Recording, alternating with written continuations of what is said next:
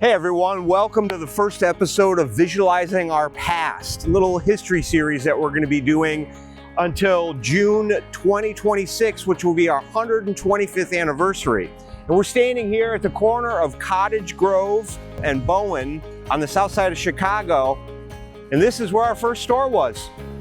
20 feet across by 50 feet deep. Small store. You kind of pan over here and take a look. Those trees up there, that was the elevated train line. So heavy traffic, and you'd get a lot of people walking around in the neighborhood.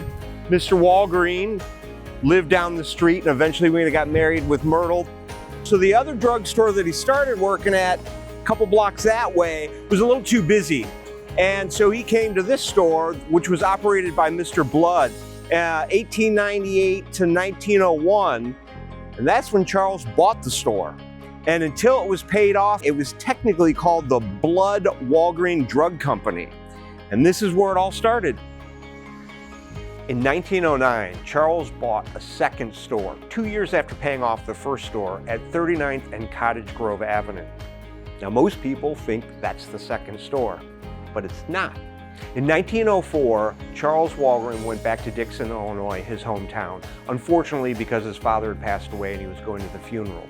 A week later, he and a friend went into partnership together and bought a drugstore in Dixon, Illinois. Let's take a visit.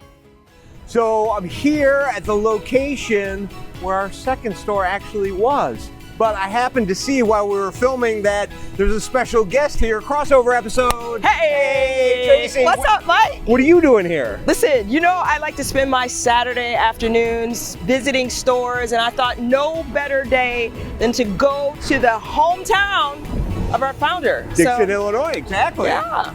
So what are you doing here? We're here because over there where that restaurant is the second Walgreen store. No. What do you mean the second Walgreens store? I thought that was in Chicago. The first is in Chicago, and I thought the next three.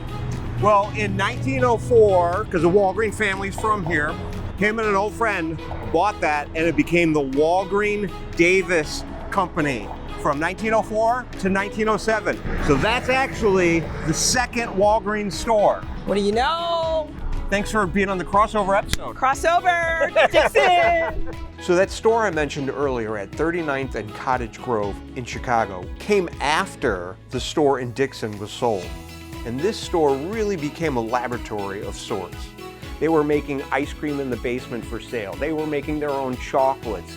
Food service began there with Myrtle, his wife, cooking home-cooked meals that they would sell daily. And we also started selling Walgreen branded products, which today we call own brand. So Charles took these learnings from these first few stores and used it as a blueprint for our future growth as a company.